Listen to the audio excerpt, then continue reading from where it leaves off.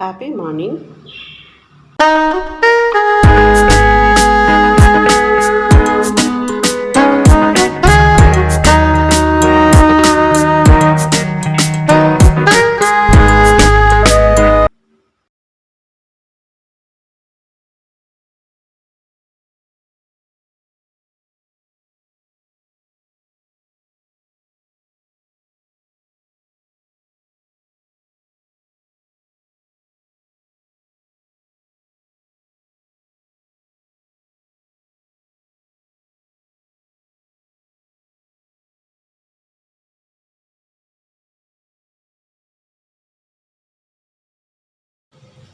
Welcome back to my channel நண்பர்கள் அனைவருக்கும் வணக்கம்.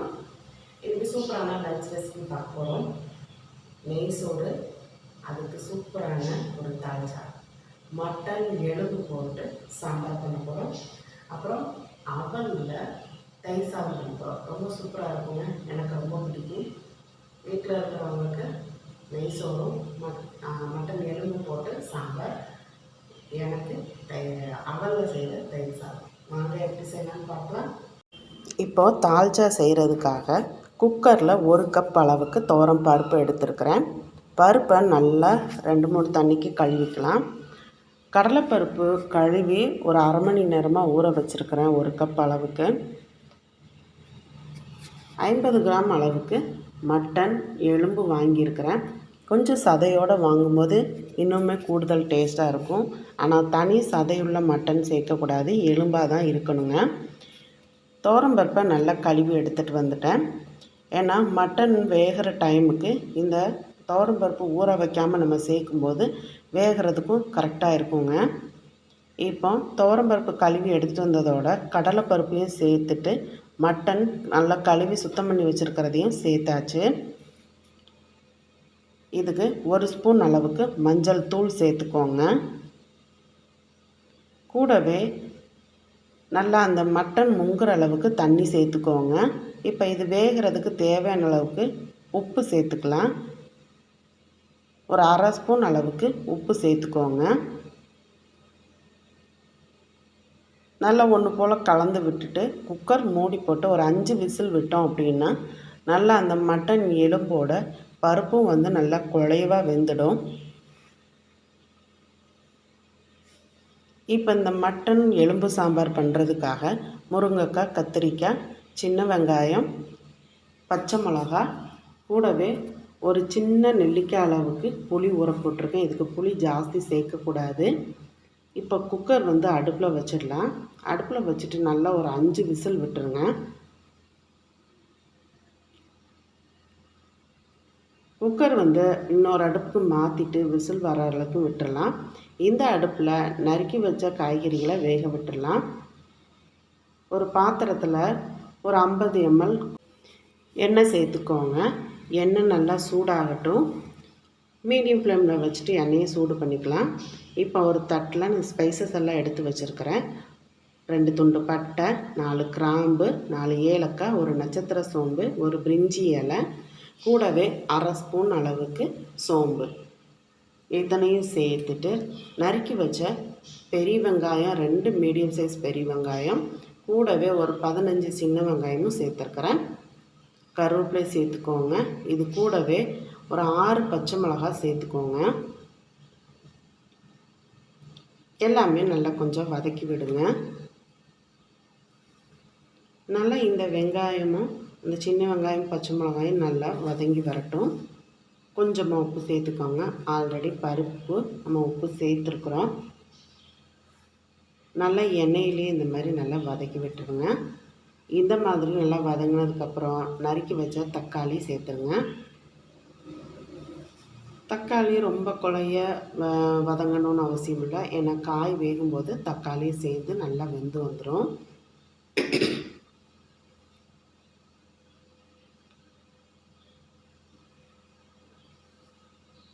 இது கூட 1 ஸ்பூன் அளவுக்கு இஞ்சி பூண்டு பேஸ்ட்டு சேர்த்துக்கோங்க.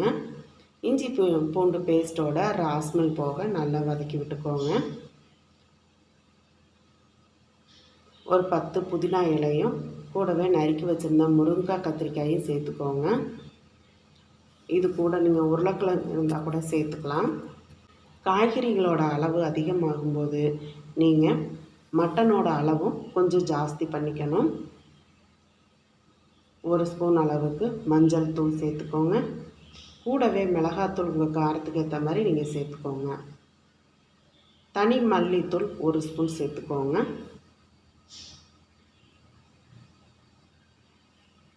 இது கூடவே மட்டன் குழம்பு மசாலாத்தூள் 3 ஸ்பூன் சேர்த்துக்கோங்க.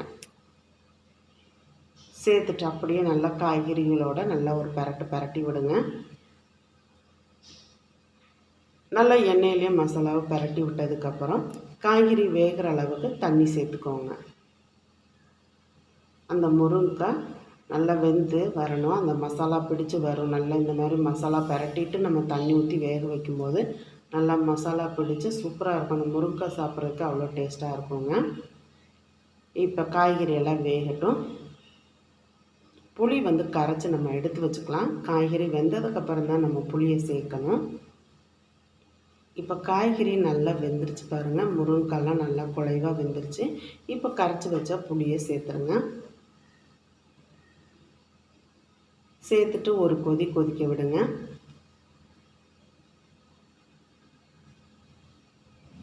இப்போ நல்லா இந்த மாதிரி ஒரு கொதி வந்தோடனே நம்ம குக்கரில் வேக வச்சுருக்கோம் இல்லையா, பருப்பும் எலும்பும் வேக போட்டோம் இல்லையா, அதை நம்ம நல்லா ஒன்று போல் கலந்து விட்டுட்டு இந்த முருங்கைக்காய் கத்திரிக்காய் புளியெல்லாம் ஊற்றி கொதிக்க விட்டுருக்கோம் இல்லையா, அதோட கலந்துருங்க. நல்லா எலும்பெல்லாம் பாருங்கள், அந்த சதையெல்லாம் கரைஞ்சி சூப்பராக வெந்திருக்குது. பருப்பும் நல்லா மசியாக வெந்திருக்குது.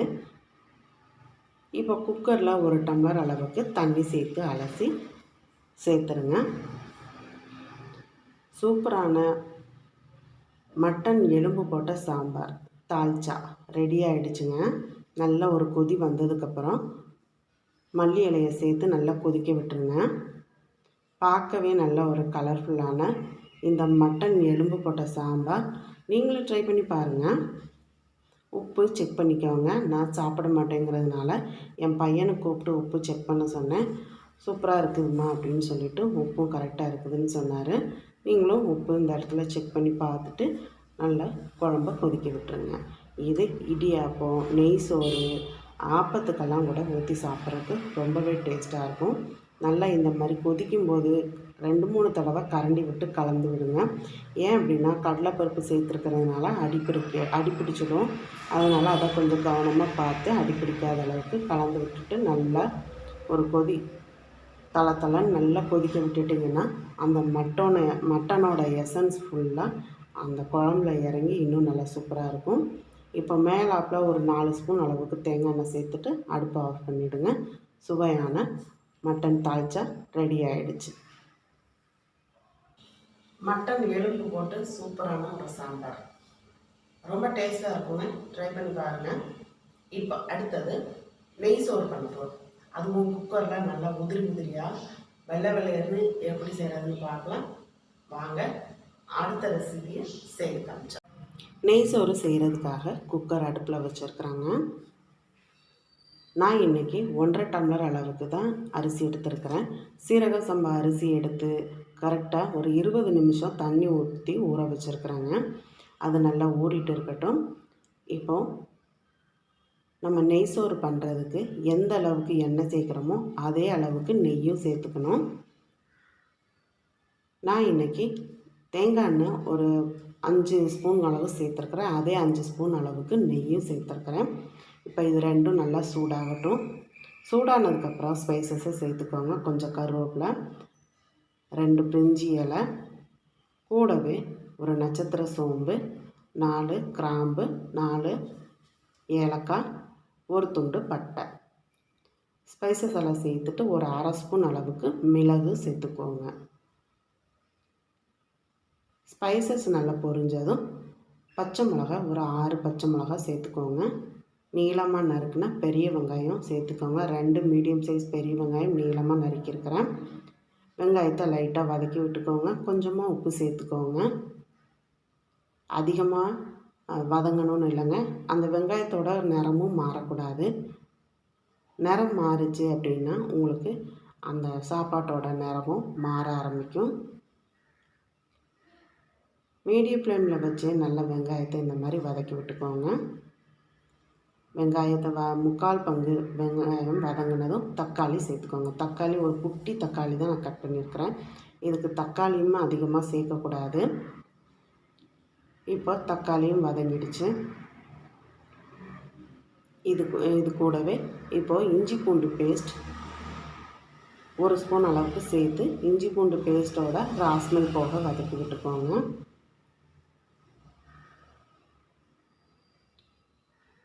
மீடியம் ஃப்ளேமில் வச்சுட்டு நல்லா வதக்கி விட்டுக்கோங்க. இது கூடவே மல்லி புதினா சேர்த்துக்கோங்க. சேர்த்துட்டு ஒரு வதக்கி விட்டுக்கோங்க.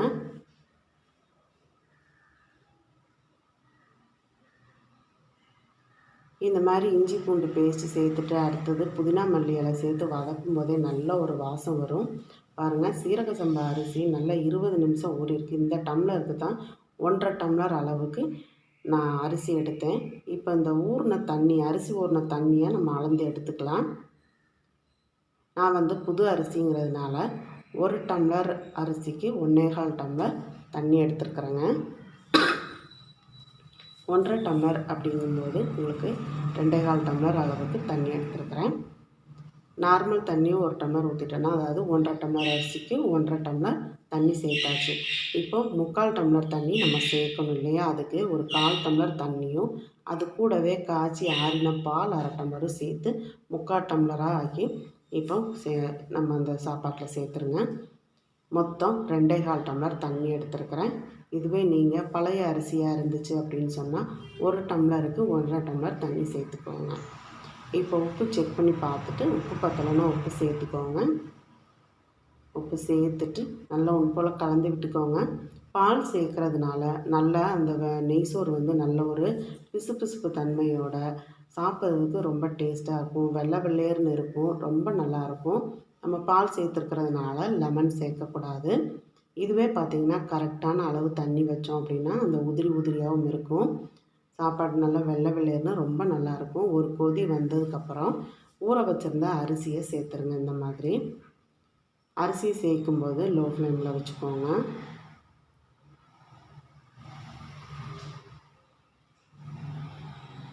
இந்த மாதிரி நல்லா அரிசியை சேர்த்துட்டு நம்ம கலந்து விட்டுக்கலாம்.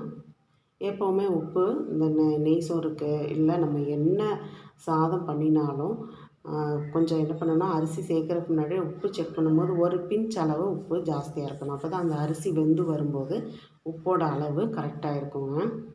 நல்லா இந்த மாதிரி ஒன்று போல் கலந்து விட்டுக்கோங்க. இப்போவும் உப்பு செக் பண்ணி பார்த்துக்கோங்க. உப்பு கணக்காக இருக்குது. இப்போ குக்கரை மூடி போட்டுட்டு 2 விசில் மீடியம் ஃப்ளேமில் வச்சு விட்டோம் அப்படின்னா கணக்காக இருக்குங்க. மீடியம் ஃப்ளேமில் வச்சுக்கோங்க. ஹை ஃப்ளேமில் வச்சிங்கன்னா அடி பிடிக்கும்.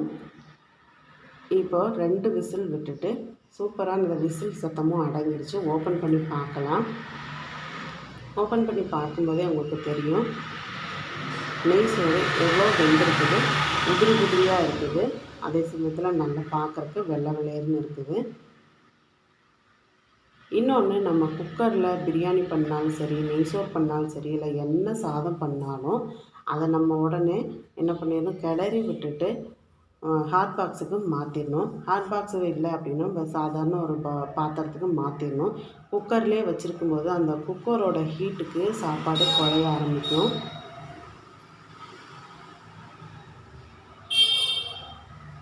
பாருங்கள் எவ்வளோ உதிரியாக இருக்குது பாருங்கள். நான் இப்போ இதை ஹாட் பாக்ஸுக்கு மாற்றிடுறேன். சூப்பரான சுவையான நெய் சோறும் ரெடி ஆகிடுச்சு. கொஞ்சம் கூட சாப்பாடு குழையவே இல்லை. இப்போ ஹாட் பாக்ஸுக்கு மாற்றியாச்சு. இது இப்படியே மூடி வச்சிடலாம். நெய் சோறு நம்ம ஹாட் பாக்ஸில் போட்டுட்டு ஒரு 1/4 மணி நேரம் கழித்து தான் சாப்பிடணும்.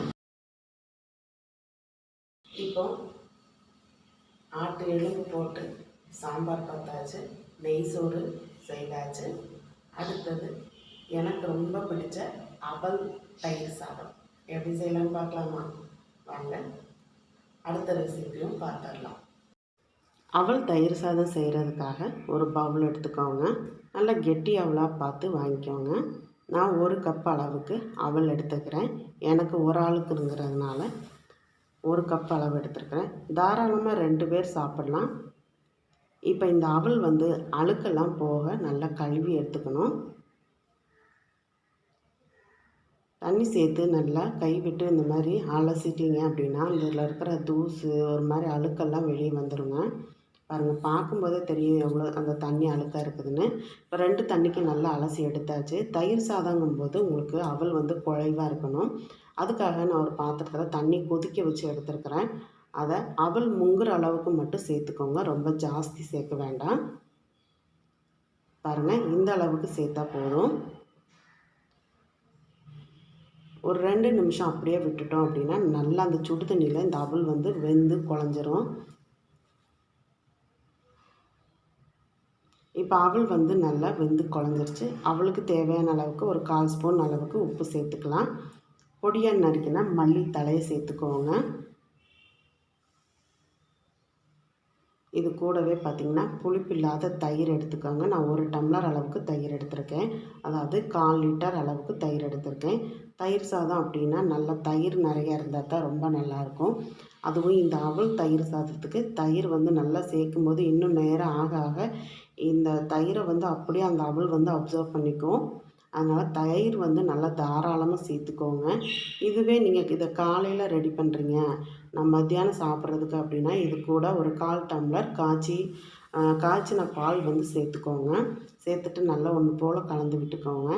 இப்போ நான் உடனே சாப்பிட்றதுனால தயிர் மட்டும் சேர்த்துருக்குறேன். தயிர் சேர்த்து நல்லா கலந்து விட்டாச்சு. இப்போது தயிர் சாதத்துக்கு ஒரு தாளிப்பு கொடுத்துடலாம். தாளிப்பு கரண்டி அடுப்பில் வச்சுக்கோங்க. ஒரு 2 ஸ்பூன் மட்டும் எண்ணெய் விட்டுக்கோங்க. எண்ணெய் சூடானதும் கடுகு 1/2 ஸ்பூன் சேர்த்துக்கோங்க. இந்த கடுகு பொரியும் போதே கடலைப்பருப்பு 1 ஸ்பூன் அளவுக்கு சேர்த்துக்கோங்க. தயிர் சாதத்தில் இந்த கடலைப்பருப்பு நல்ல ஒரு க்ரன்ச்சியாக இருக்கும் எடுத்து சாப்பிட்றதுக்கு. அப்போ கடுகு பொரியும் போதே அந்த கடலைப்பருப்பும் வறுபட்டுரும். இப்போ கடுகு நல்லா பொரிஞ்சிருச்சு. பொடியாக நறுக்குன இஞ்சி, பச்சை மிளகாய் சேர்த்துக்கோங்க.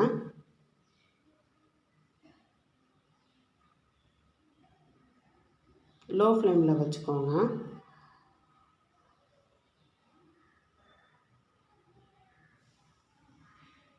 இது கூடவே காஞ்ச திராட்சை ஒரு 6-7 சேர்த்துக்கோங்க. கருவேப்பிலையை நல்லா பொடியாக இந்த மாதிரி பிச்சுட்டு சேர்த்துக்கோங்க. சேர்த்துட்டு நல்லா அந்த திராட்சை வந்து பொரிஞ்சு வர்ற அளவுக்கு வறுத்து விட்டுக்கோங்க. இப்போ கடலைப்பருப்பெல்லாம் நல்லா செவந்து பச்சை மிளகாய் இஞ்சி எல்லாம் நல்லா வதங்கிடுச்சு.